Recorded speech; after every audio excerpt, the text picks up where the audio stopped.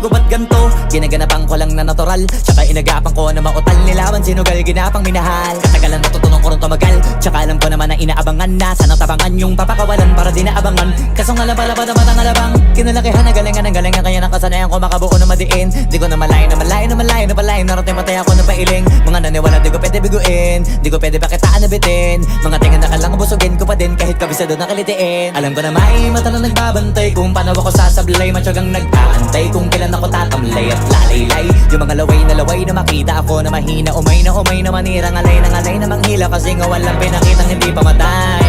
Na napasarap pag-rap, ang daming nagbago mula nung kilalanin ng tao. Daming nagtulak sa'kin, palaging maging ganado, palaging plakado. Pag kumalaw, palaging planado. Daming pasabog, kailangan pag malawak ang sakop. Ikaw din ang talo sa laban pag nabalot ng takot. Kung saan ka aabot, takutin lahat ng mahahakot. Yung dami ng pagod ay may sukli pag di ka madamot. At kung hindi ko tsinaga, baka nauwi na sa wala. Ganito pala to kalala, kita mo naman na napala. Paano ko hindi ko ginawa? Yung iba di makahalata, malaki na ang nakataya. Marami na pwede mawala, kaya di na pwede pabaya. Hindi pwede puro mamaya, baka sa huli mapahiya. Totoo na parang himala lang mula sa iba ba tiningala. Matagal ko din na kinapakatagawa, di madapa yung kalidad. Di mo na kita binabaan na marami pa nagdududa. Puro kilos ang inuuna, ngayon kita mo namumunga. Tumutubo na, pakarami ko nakukuha, pero di pa rin nalulula.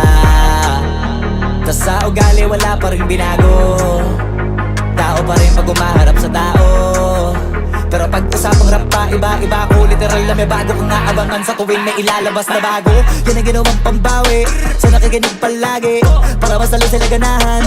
Di yung mga bago ko hanapin, yung iba naman nabababawan, pero di na para atupagin. Di kasi nila maunawaan, naimbulsa ko pinapalalim. Kahit pa paano naman naganap ako paunti-unti. Gumalaw ng pino, hindi maitatanggi. Iba din na laking munti, pila may anting-anting. Sa galing may malayong kunting, naging kambing sa dami ng hinahin na putahe. Pwedeng akalaing malaking kantin. Yung iba nakahalata na sa pangalan at plaka, nagiging malalapit lalo pag babalik at nabignasa. Pag gumagawa, ginagawa, magagawa, maiba lang ang lasa. Para maipakita ko din na din ako gumagawa na basta-basta. Ngayon lalo pang nananabik, kasi meron ang bumabalik. Gagawin ko pa rin ang gagawin. Ngayon saan pa kaya ko neto dadalhin? Subok na yung lagi niyong sinusubok nun. Yung mga nanubok, yung ilong umusok, tsaka kumulutumbong. Ito na ngayon yung mga sinabihin yung gonggong. Sa tuktok na kami tumutungtong, ito yung hindi niya matutunton. Tsaka randan nyo na rin pataas, kamay ng pataas. Kada labas, kahit hindi madalas, palakas pa rin ang palakas. Sa amin na tong palabas, pabanas kaya nang mabanas. Pagkausap ang Pinas, pasok kami dyan, hindi na mapapalabas.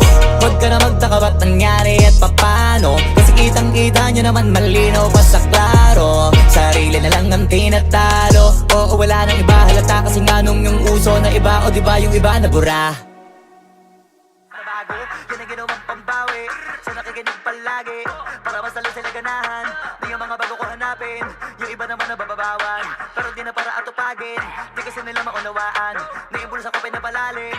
Kahit pa paano naman naganap ako paunti-unti. Gumalaw ng pino, hindi maitatanggi. Iba din na laking munti, pila may anting-anting. Sa galing may malayong kunting, naging kambing sa dami ng hinahin na putahe. Pwedeng akalaing malaking kantin. Yung iba nakahalata na sa pangalan at plaka, nagiging